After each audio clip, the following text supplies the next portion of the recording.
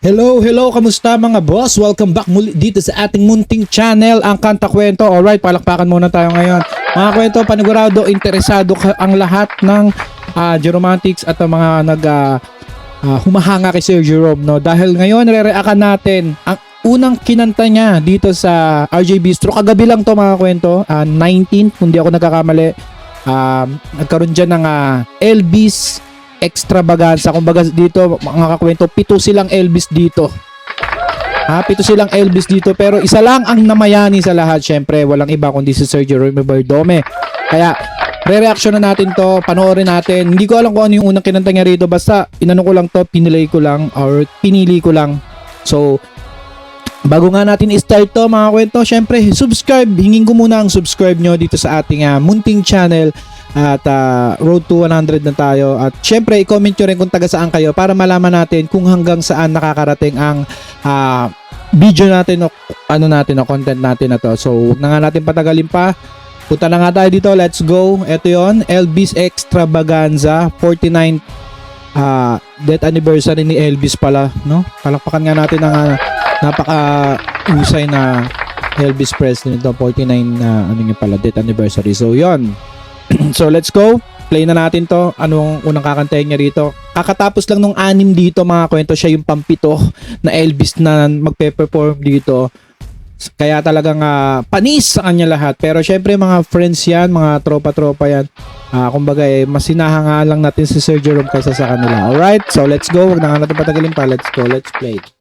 Ladies and gentlemen, ang title ng kanta nito is You Don't Have to Say You Love Me, no? You Don't Have to Say You Love Me. Nandito mga kwento, mga Geromantics, yung katulad doon nakita natin si Ma'am Andrea, no? Nando, tsaka si Ma'am Det Ignacio. Ang dami pa talagang kanta ni Elvis Presley na hindi pa nakakanta nito ni Sir Jerome. Katulad nito, ngayon ko lang narinig to na kinanta niya mga kwento. Kung hindi ako nagkakamali. Comment nyo kung nakanta niya na ba to. Ang alam ko to, I will never done. Ito ba yun? I'll understand. Believe me. Ganda pala. Kanta pala to na, parang iminordinize to ng isang babaeng singer. Di ko matandaan kung foreign din. Ito pala yun. So ibig sabihin may mga nag-revive na rin para nito na mas ginawa mas bago kaysa sa version ni Elvis. Kasi pakinggan ko nga ulit. Ayun pala yun. Believe me, have to stay. Ulit. Love me, just be closer. You don't have to stay forever. I'll understand. Roll me ata to. Tama, ito nga yung kanta na yung mga kwento, no? Tama ako. May nag-revive na nito na foreign na singer na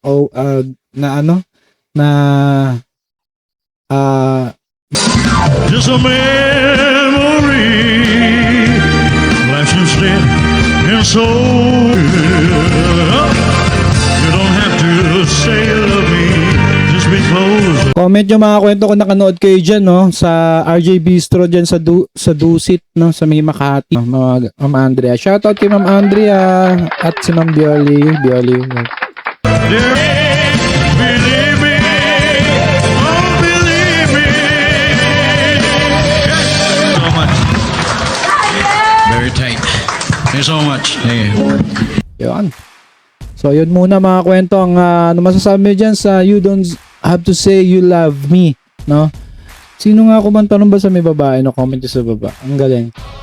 Yun, si Elvis pala ang original nun. So, yun, ano masasabi niyo dyan mga kwento? I-comment nyo sa baba. At sobrang husay talaga pagka mag-perform si Sir Jerome. Lahat talagang nasasakop niya at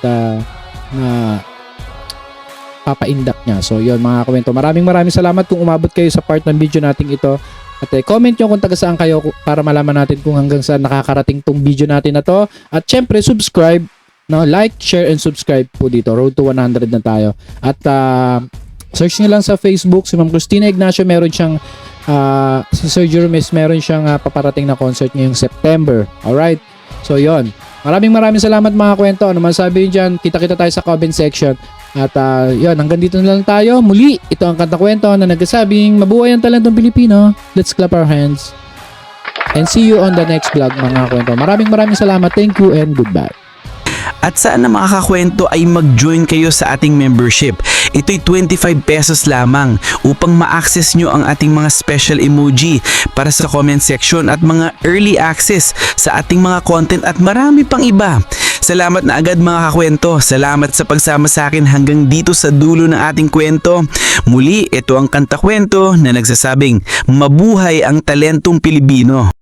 Kanta kwento, sabay-sabay tayong makinig. Mga awit ng puso, damhin ang kanilang himig. Mga talentadong Pilipino, sikat at di kilala sa Kanta Kwento. Sama-sama tayong sumayaw, iba't ibang kwento, bawat banda ay may kwento. Saan man sila galing, ipagmalaki natin to. Sa likod ng tugtugan, sakit at saya.